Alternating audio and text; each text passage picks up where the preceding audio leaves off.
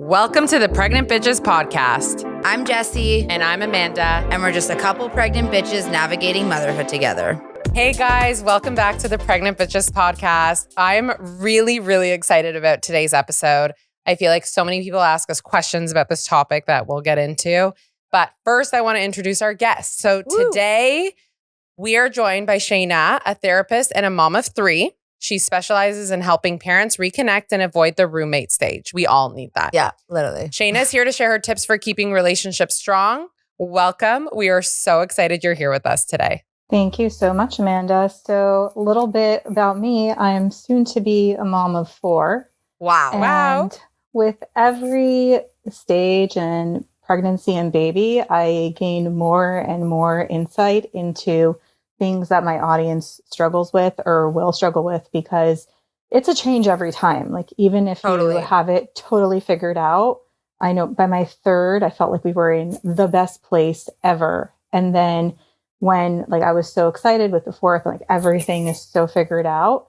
And then there's also different life stresses that can pop up or time things. And there's just always involvement in figuring out what parents need to keep their own sanity and mental health and keep their relationship healthy.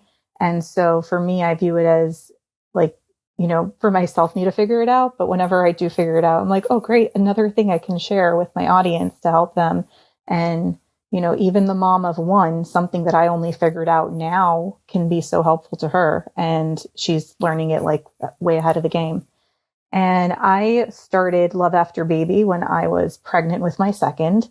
My specialty at the time in my therapy practice was women dealing with different life transitions or self-confidence, minor anxiety issues. And something that I started seeing as a thread among clients who were in different stages, specifically a few come to mind. One was a mom of one and had just become a mom. One was a mom of one and had finally felt like her life was settled and was considering whether she should have a second.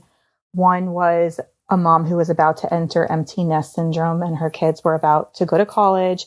And she was like, what happens in my life now? And also what is my relationship with my husband? Because everything has been about the kids for the last 18 years or so. And I saw this thread, and I'm like, oh my gosh, everybody here is having a different part of the same story. And I saw where it started, and I saw where it can land up if you're not intentional. And at the time on my Instagram, I was just random therapy tips, or body image stuff or confidence stuff. And I'm like, wait, there's a real need for this. And I'm a mom, I'm a therapist. And I was seeing all these different mom accounts that were talking about different things, but not really diving into this specific area. It was more about postpartum depression, postpartum anxiety, and those kinds of struggles. And that's when Love After Baby was born. And I have loved the journey. I myself have been in it and off of it, of posting just when my own life gets a little bit crazier or not. But that also shows me what I teach people with relationships, because when my life becomes a little bit more flexible or I'm able to show up more, my community connects to the stuff when I share it. And I still am there for them when they reach out to me, which just shows that relationships go through seasons where you might have less time and investment for each other, but it's still there on some level. And then when you pour back into it, that's the reception to that can happen so quickly. And the same thing in our own relationships. We go through certain seasons where we just have to accept that for that time, that temporary period, things will just not look the same. So especially somebody once commented to me, I wish we can give postpartum moms a break and not give them another thing to focus on. She should just deal with the baby. And I said, well, my work, I'm not saying that in the first 6 weeks postpartum, deep dive into all the tips I share and make your relationship perfect. In that initial stage, you're physically healing, your hormones are a real mess, you're not sleeping, there's a lot going on. And there's ways to still be connected at that time. And some people do feel really connected because they just shared this amazing life moment. But it's more when things settle down, there's going to be stages where you're able to invest more in the relationship and stages where you're not able to invest as much, but you can still be connected in the small ways and every small thing counts. Right. Amazing. So it all makes sense. Yeah. You already like answered some of the questions that we had just in that little welcome. No, it's amazing. And it's funny you also said that because I have a 3-year-old and a 2-year-old, and I'm already thinking like, what is my life going to be like when my kids move out? It's true. Like you're so consumed with like your life with your partner and your children right now. Like this is your life. And then like, how does that just like change? But you always have to remember that. I'm sure you tell your clients that all the time, that like you have to have this relationship with your husband before having children. Because once your children are out of your house, it's back to just you and your husband. Yeah. And just to make a comment on that, a lot of people are like, we'll go back to dealing with the relationship when the kids are older. And that makes me think of this client of mine that her kids were leaving to college. And you might not have much a relationship to save at that point. Not that it's irreparable. It's going to take a lot more work because it hasn't been a few months here and a few months there where the relationship's been on the back burner. It's been years that you have to rebuild. So, tackle it in little ways now. And then when the kids are older, like there's going to be so much more you can do in your relationship and so much more love and connection that you'll feel than if you're totally putting it on the back burner now. And then, hi, stranger, like, where do we start now? Yeah, where do we start? Totally. Hi, nice No, to it's meet funny you. when you think about it. It's like you get married to somebody because you love them and you want to be with them. And then you have kids with them because you love them and you want to be with them and you want to continue your life and your family. And then the kids like Dominate. Yeah, like it's funny. They dominate. Yeah, they do dominate. And it takes a lot of energy to like, you have to work. Like you can't just assume that it's gonna happen. But I think some of the questions that we have are, I mean, you've now gone through it 3 times yourself, is like when you're in that postpartum stage, when you're in that early like baby stage, whether you've had 1 kid, 2 kids, or 3 kids, like it's really hard to lose sight of your relationship because everything is just so overwhelming and daunting. And like, how do you get through those stages? How do you continue to keep a relationship alive? How do you keep your intimacy alive? Like, what are some things people can think about and do in those early baby stages? So it's going to require intention, but it's, as with many things, a lot of it is mindset. And then it's also giving yourself grace. So things will look different. Your relationship is not going to look identical. And sometimes it's especially jarring because in that pre-baby period, especially if it's someone's first, or if you have a bigger gap and you've gotten to a point where you're able to re-establish your relationship as a couple with like not thinking about the kid as much, then it's even more jarring because like you've gone on a baby moon, you've had this time together, you've been going on date nights all the time because your kid is old enough to go to sleep and leave them with the babysitter easily. That's literally where Amanda is right now, and she's considering having a third, and that's like literally her headspace. Just like got out of right, like the baby so stage. In that way, it's like a little bit more jarring, but then it's also great that you have this opportunity to really pour into your emotional bank account. So there's this idea like, when we have a bank account, we're either making a deposit or a withdrawal. And every action that we take or action we don't take in our relationship can either make a deposit or make a withdrawal. So, and they're not all equal. Some are going to be like worth $1, so to speak, whereas some are worth a penny. But every single one adds up because it compounds. So if you're not great about doing the dollar things, but you're doing the penny things all the time over the course of a week, like maybe you've added a couple dollars, which is better than somebody who only added like 50 cents or $1. So actually really true. Like I sorry to interrupt you, but like I'm just thinking about it. Like me and my husband, you read those things. It's like you should take 1 trip a month, like one dinner a week, 1 trip a month, 1 big trip a year, whatever. Me and my husband do take, since we've had our kids, like 1 big trip a year, just us. And I do think that like it almost like resets the relationship. Like we use that as the new benchmark of like, we're never going to let it get too far because we always bring it back to like we that. just did it. And I know friends that haven't been able to have that opportunity for whatever reason it might be. And it makes it really tough to like, another year goes by and then another year goes by. It's really tough.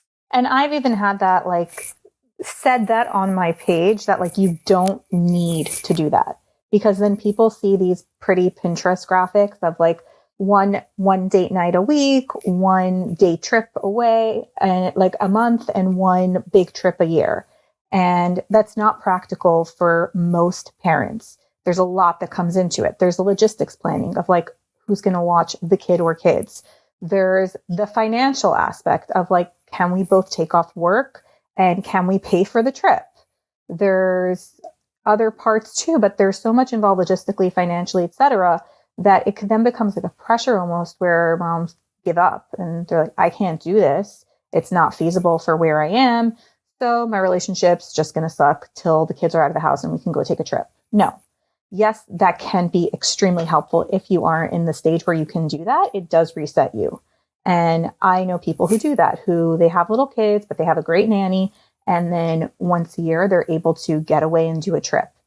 I was lucky when I was pregnant with my third, a few weeks before he was born, my sister offered to watch my kids for 2 days. And my husband and I drove down to Key West and spent a couple days there. And it was really nice to have that time together. But then life in the time after that has been a little bit more chaotic, where we did not have an opportunity where we have been able to go just take that time for ourselves.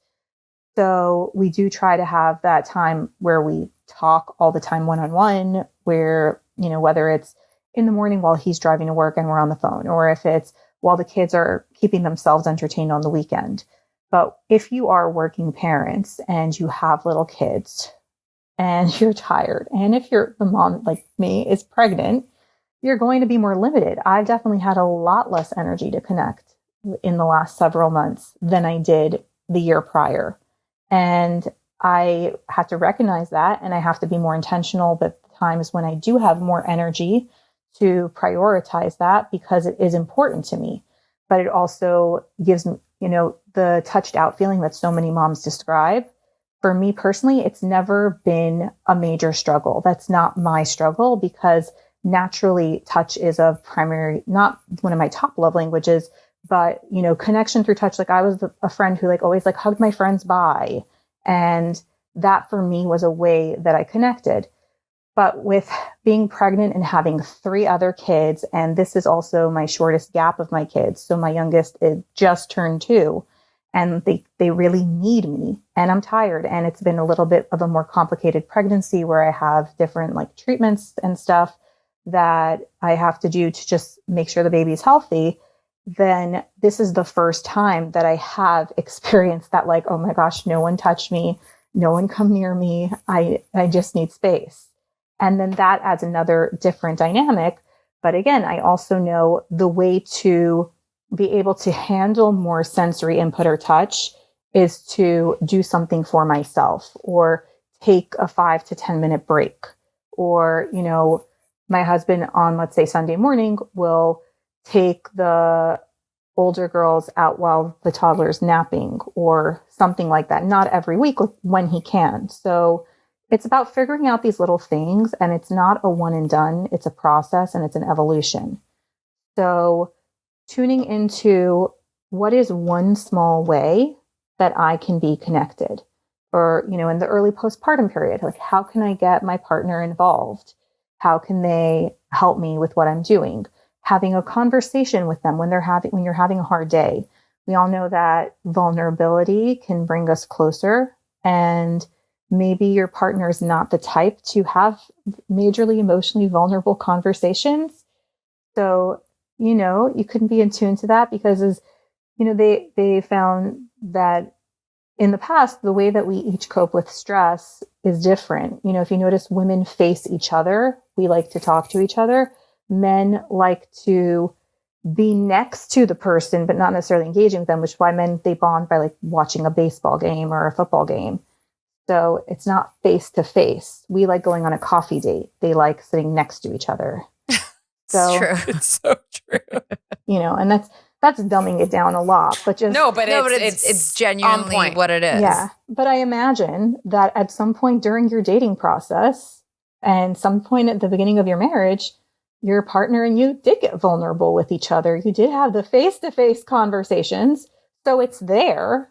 You went out for dinner and you had dinner. Yeah, and you had to talk to someone, and you weren't going to be sitting on your phone back then. It's so true. And it's like, and it's so funny because then, like, you know, you kept your phone in your purse and God forbid you look at it because that's going to make the person feel like you're not present. Whereas now it's like, oh, wait, I have to check if the babysitter. So one thing that my husband and I do is only one of us will leave our phone out to be like, you know, and leave it kind of face up so we can see right away if it's the babysitter calling. And if not, we look away. Yeah, because otherwise, like, you just, in like a digital world now with like so much going on, like you actually really need to like focus on connection and not be like distracted on your phone. Like, to me, sitting with someone and like your phones are out and about, you're not really with someone. You're just kind of there together. Right. I told Amanda, because we've been getting this question a lot about family, like mother-in-laws, family-in-laws, and like setting boundaries and stuff. And I feel like a big part of like what women go through after giving birth is like they're adjusting themselves, or husband now has to adjust, but then they're also adjusting to like their other family and that family getting involved. And like, how do you like set boundaries with your partner's family after having the baby? I don't know if this without upsetting your husband. That was the question. Yeah. Without upsetting your husband, how are you setting boundaries with his family? So it's important to know that when you set boundaries, most times when you set boundaries, somebody is going to be a little upset or not like the situation. So in this case, we're focusing on that we don't want our husband or partner to be the one who's upset. So the first step that I always tell moms in dealing with this, because not every mom deals with this. Some people, they don't live near their in-laws and their in-laws don't plan to come visit when the baby comes. And it's more, some people want their in-laws to be more involved than they are. Like, everybody has different relationships. Relationships are complicated and unique. So the first step is getting on the same page as your husband or partner. So having a discussion about what do we want this to look like for us? You know, I've had a vision of what I viewed as this process since I've been little, maybe. You know, sometimes as women, we already envision 5 years, 10 years, 20 years ahead. And maybe our husband has a vision too, or maybe they don't. So the first step is having that conversation of saying, like, what are both our visions about what this experience would look like? Did you envision like your mom being in the hospital? Because, you know, like, maybe I know people who are totally comfortable with that. And I know people who are completely uncomfortable with that. And then explaining to them, this is a very vulnerable time for me, or even physically intimate time for me, right? Like, you're fully exposed when you give birth. So if you wouldn't feel comfortable sitting down to pee on the toilet in front of this person, you probably wouldn't feel comfortable having this person in your birth. Having your legs spread in their face? No, we're good. Yeah. Right. Not that like you would go like to the bathroom in front of everybody. Like, I wouldn't just like go randomly sit on the toilet in front of my doctor. But if my doctor like came in to check on me and I was on the toilet, I wouldn't be like, oh my God, I need to cover up. Like, Yeah. But other people, I would feel that way. For sure. Yeah. So, you know, there's a certain level of physical exposure during birth and after birth. So it's about having this discussion with your spouse or partner about what you are comfortable with, and them having to respect that, because it's your physical body being exposed and your personal space being, you know, invaded, so to speak, if you view it that way. They have to kind of hear where you're at, but figure out something that works. If they're really adamant that like they wanted their parent to meet the baby in the hospital, maybe it's like, okay, like they can come to the hallway and you can bring the baby to show them, or make sure that it's a time when I am fully dressed, or like we know when it's happening. But I feel like that's less of a thing now, since people are in the hospital for shorter times, and like most times people wait. It depends. Yeah, I think it happens at home though a lot too. Like, I know people that want to like show up day one at the door, and like you're figuring out breastfeeding. You have no idea what the hell you're doing. You're completely exposed. Right. Like, you're just trying to, I don't even know. And you want to do skin to skin. And like, it's just, you know, you're naked basically. Yeah. And it's uncomfortable. And I feel like so many people don't know what those first couple days are going to be like. So it's hard to set that boundary. But I guess the advice is having a conversation about what it looks like. Yeah. And like having a conversation about what the potential possibilities would be, And then you can straight up say, like, I don't know for sure how I'm going to feel. I'm going to be super hormonal after birth. I'm going to be like all over the place. And I might be okay with whoever coming over to visit, and I might not be okay. So maybe time it at a time when I'm taking a nap and you can be downstairs or in the living room with the baby, with them visiting. Or, and some people don't want people visiting at all in that first week because they're hyper conscious about germs or whatever. So it's really a personal thing. I don't think there's set rules. I think that every couple has to have that conversation and get to that place where they are comfortable with each other, with what the choices are and what the decision is of how they're going to play out this time, because they need to see they both are experiencing this together, becoming parents, bringing a new baby into the world. It's both sides grandchild, it's both sides niece or nephew, but there's also, the mom of the situation who, and not the baby situation, I mean the situation of like birth. There's the mom who is the one who is most personally exposed and affected by the birth on a physical and emotional level. And so the mom has to be comfortable. And some people might not be totally happy with what the mom decides. And I'm not saying to burn bridges. I'm not saying to create family wars, but I am saying that make sure to have a conversation with your spouse and get on the same page of him understanding what that looks like for you and where you are, and telling him, no matter what happens, I need you to back me up. You're my person. I need you to back me up. I need you to be the one to hold these boundaries. Yeah, totally. So much bickering. Does it get better? So it can, meaning it doesn't just get better on its own, right? We all see like that old couple who bickers, and you imagine that they weren't bickering when they were on their honeymoon. They weren't bickering when they were on, you do see some young couples where somebody's like, oh, you guys are like an old married couple just bickering. And that's not a good thing to hear. But bickering there's the root of it. So sometimes it's that there's some sort of fundamental thing that they disagree on, or disagree on how to do something, whether that's driving and like where to park. And, there's this meme that's been going around lately where it says marriage is watching your husband pass 15 good parking spots before parking in a really bad one and not saying a word. It's so true. It's so true, though. There are some people who can just let that go, and there's some people who need to be like, oh my God, you just keep missing spots. And that isn't my personality to do, because I like doing things right. But then sometimes I have to bite my tongue. And then sometimes I say it, but I be like, hey, sorry, I didn't mean to do that. And that's where bickering and fighting are two different things. Bickering too much is not a positive thing in a relationship. So if you find that you are bickering, like a lot of times you haven't been connecting well lately. There's always like one of the things is a symptom, and one of the things is more of like the underlying issue, so to speak. So I find that when couples are bickering a lot, there's some sort of underlying frustration that's not being expressed. And so instead of expressing that frustration, where maybe they're overwhelmed, they need the person to pitch in more, they need to be noticed or appreciated more, the bickering is more because they're not speaking about what's really bothering them. So then in the moment, anytime a small nuisance pops up, they address it. So with this, you got to be real honest with yourself. Sit down with yourself and ask yourself, what's really bothering me lately? So that's not to say the parking spot, like doing the parking spot thing, that's not bickering if it's a one-time thing on a Sunday when you're driving on a family trip. Bickering, we're talking about day to day, that if you counted how many times that day you critiqued or gave a negative comment about how your spouse said or did something, and the number of times of that far outweighs the number of times you said, I love you, you did something that expressed care, you said thank you.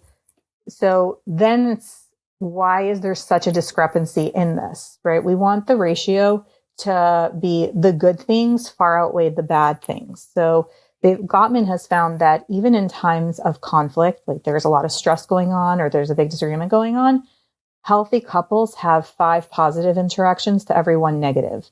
And that doesn't mean necessarily saying something. It could be that you're maintaining eye contact, which makes the person feel seen.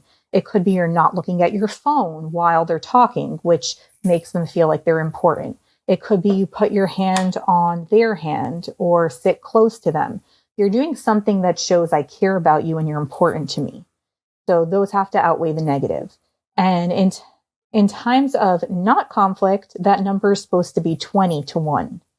So if you're like taking a step back from your day and thinking, hey, I critiqued my husband 20 times today or 10 times today, and I maybe said I love you once in the morning and once before we went to sleep, then I'm not going to say you're in trouble. I'm saying you need to take stock and figure out what can we do different, because we don't want to end up in a place where we're in trouble. I feel like parenting is this crazy thing where like before you have kids, like you're not really critiquing what they do as much. Like, okay, pick up your socks and that kind of stuff. But when you have kids, like everything is a decision, right? Like, what are we going to feed them? Where are we going to go? What are we going to, like, how are we going to do this? Change the diaper, like there's so many decisions in a day. And I think that's where the critiquing comes. And it's like, if you're going to take the approach of critiquing every move because you would do it one way and they would do it the other way, like sometimes there's 2 ways to get to the same place. 1000%. And it's just like a matter of opinion.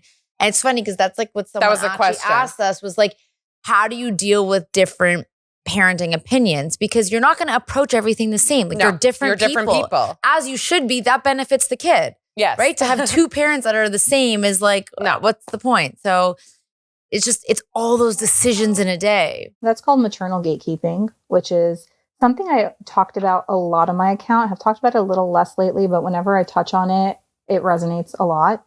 And that's where we as moms, whether we realize it or not, we try to control how things are done in the home and with the kids. And, you know, whether that's how the dishwasher is loaded or how the towel is folded. And there's this dad who posts like funny memes all the time. And he said, guys, I just want you to know something that's really important to know in marriage. She wants the towels tri-folded. So, you know, it's like, we have our ways of wanting to do things. And then sometimes we have to step back and say, is this just not my way? Or is this unsafe or like not really bad? So I had a mom was like, what if he doesn't cut the grapes when the baby's eating grapes and the baby can choke? So I said, that's a matter of safety. In that way, you can respectfully educate him. Say, hey, I know it's annoying to cut the grapes in half, but they have found that it's very dangerous for a toddler to eat grapes that are full because they're the size of their windpipe. And you just need to look away for 1 second and they need to get 1 grape in their mouth that they swallow before chewing. And it could lead to a really negative situation. So I know it's annoying. Can you please make sure to cut the grapes in half? If they are, you know, folding the socks incorrectly, if it really, really bothers you, say, hey, can I just show you one time how I like it? Because if you have a reason, for example, like long socks, I like rolled versus like rolled into each other because then it stretches out the sock. So when I would have a new cleaning lady, that's something I would show them of like, this is how I like it because it gets stretched out. If they don't do it again another time or whatever, I'm like, I need the person folding laundry more than I need to have it. You're going to pick your battles. Yeah, exactly. You're going to pick your battles and not stress about like things that are nice to haves, and you focus on the need to have, which really refocuses the conversation. And picking your battles is a skill you have to have with kids all the time, right? Like if you have a toddler or, you know, if you have a daughter who's like 4, sometimes it starts earlier, then you are not in control of what they want to wear to school that day if they don't have a uniform. So, and I learned that with my oldest. And by my second, I gave in so much more than by my oldest because there's so much more that I'm dealing with in life that it's just not a battle I want to fight. So you have to pick your battles. That's a good skill. And when it comes to, if it's something you're really passionate about, like the way you parent, the way that you discipline, and it's something that has long-term effects. So maybe the way that you discipline it is not as physically recognizable as dangerous as, let's say, not cutting grapes, but you know that it can have an outcome on your child's mental health and future behavior and all of that, then that's something you have a respectful conversation about. And I know that people have probably asked you, like, how do we talk about this thing without getting into arguments all the time? Or I don't want to bring things up because then it starts World War III. So there is a statistic that 96% of the time, the outcome of a conversation is determined by the way the conversation starts. So there's a way to have this conversation if it's important to you. You want to make sure that it's at a good time, which as parents is not always easy because we are so busy. But ideally, you don't want it to be when you're super exhausted. You don't want it to be when you are super stressed. You don't want it to be when you're rushed for time. So you're not having this conversation. So that's when you're done having kids ever. Right. Yeah. Yeah. No, it does sound that way because it's really hard to find these moments depending on how many kids you have. So as you have more kids, before they get to a certain age where they're independent, it does get harder. Whereas, let's say when you only have one, you can do it like during nap time or they're going to sleep earlier and you're not as exhausted. But it's true because like I would like approach my husband with something that I want to talk about. And he was like, it's always like, this is a bad time. This is a bad time. And I'm like, I know, but there is no time. Like when is the good time? At 5 a.m? Like, anyway, we figured it out, but it was a piece of feedback that he gave me and I like listened to it because I'm like, yes, you're right. You're not going to be able to listen to me if you have 1,000 fucking things going on at once. How? You just can't have a thoughtful conversation. You're just going to be like rushing through it and therefore get nowhere. So it makes sense. So the first step is finding what that time is. So depending on your schedule, like where your life is at right now, how many kids you have, what your ages are, maybe that's Sunday morning, you let them have screen time or something, or let them do independent art. And you guys go sit somewhere else and have a coffee and have this discussion. Because if we are rushed for time, if we are overtired, if we're really stressed about something else, we are not going to be fully present. We're coming in where our capacity is at here instead of here. You know, maybe if your full capacity was here, but now as parents, like it's never more than here. But you don't want to do it when you're here because you're not going to have a good conversation.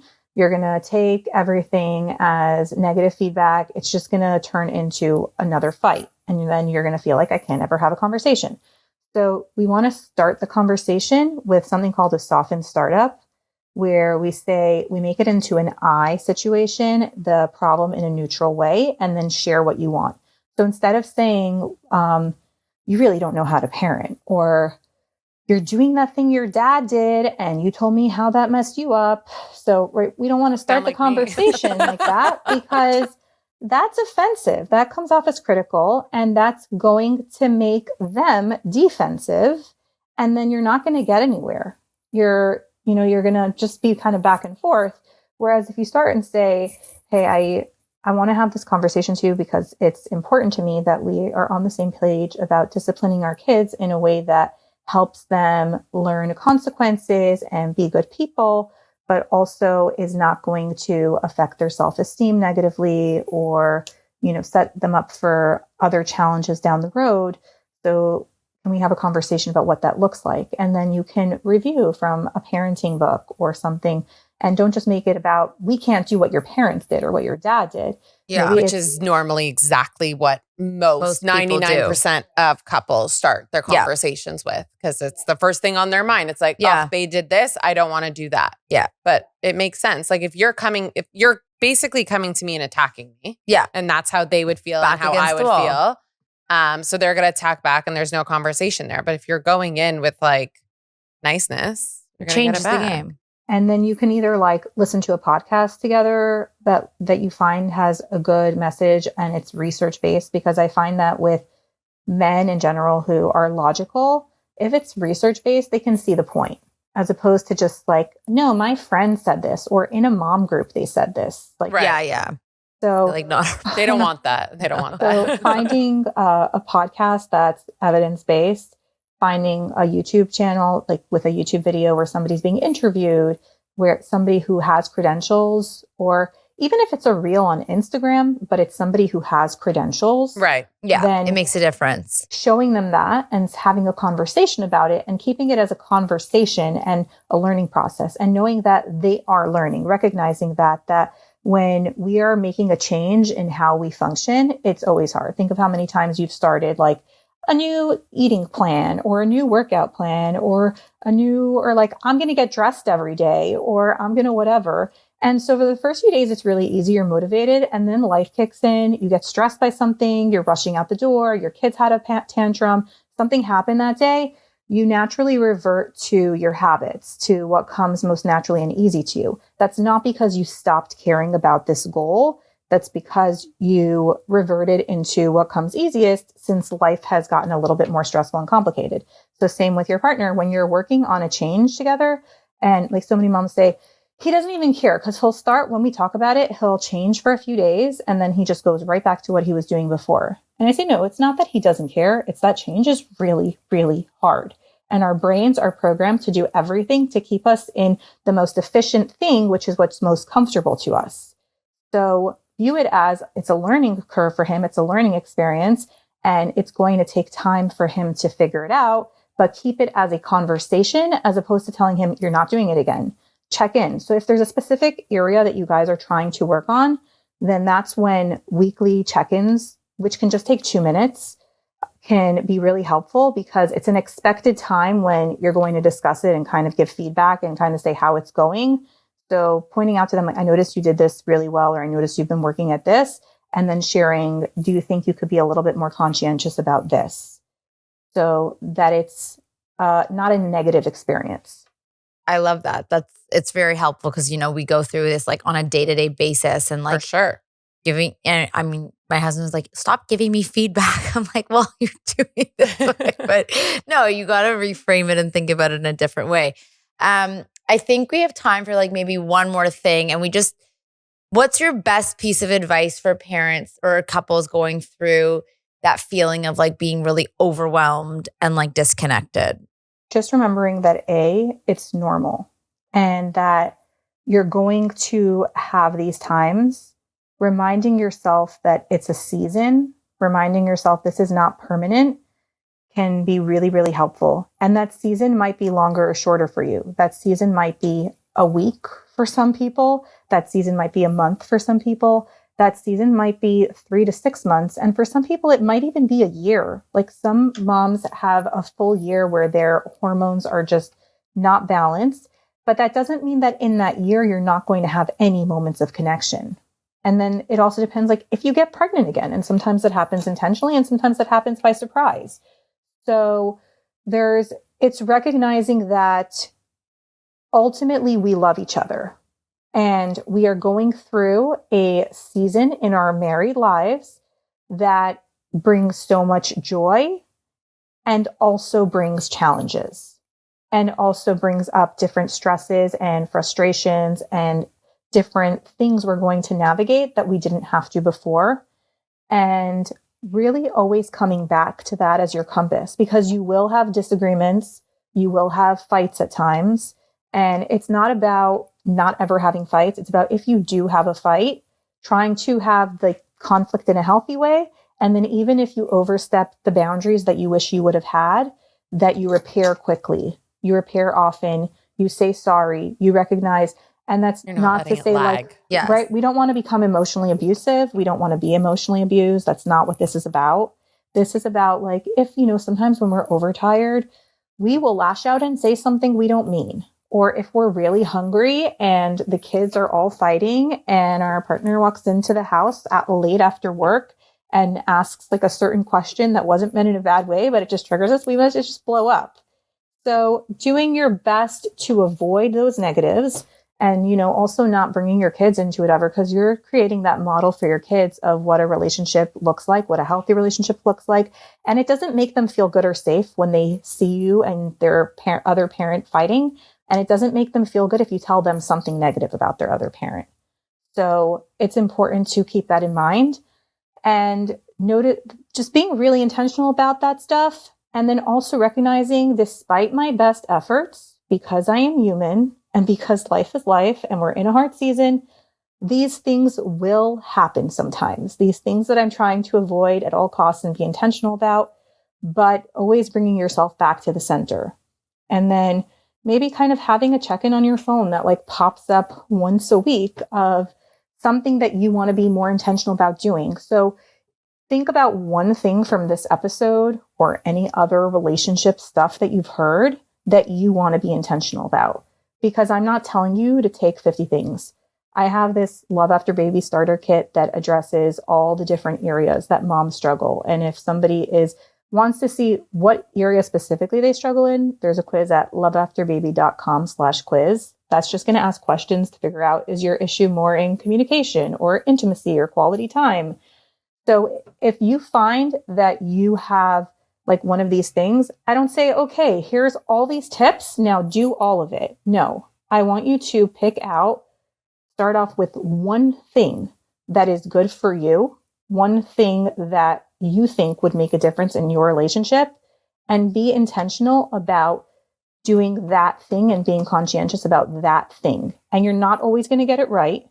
But if you had a 365-day calendar and you marked off 200 days of that 365-day calendar and you missed 165 of them just because life was crazy, you are miles ahead of somebody who checked off one day or no days. That's amazing. I love that advice. That's really great. And I think that people should definitely go check it out.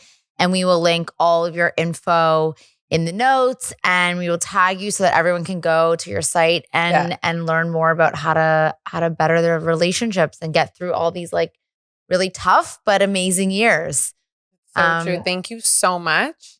We really appreciate it. And good luck with baby number 4. We're excited to find out the girl or boy. Yeah. Thank you. Thank you. Thanks for having me. I am so passionate about this stuff because I feel that it impacts so much. It affects our children. Which then affects ultimately the world that we live in. Because if every child like grew up in a healthy home where they witnessed healthy communication and all that stuff, we would ultimately all be better people. So I view it as having really big butterfly effect, so to speak. Definitely. And yeah, so it's, one couple at a time. Exactly. Amazing. Love it. All right. Thank you so much. And we'll see you guys all next week.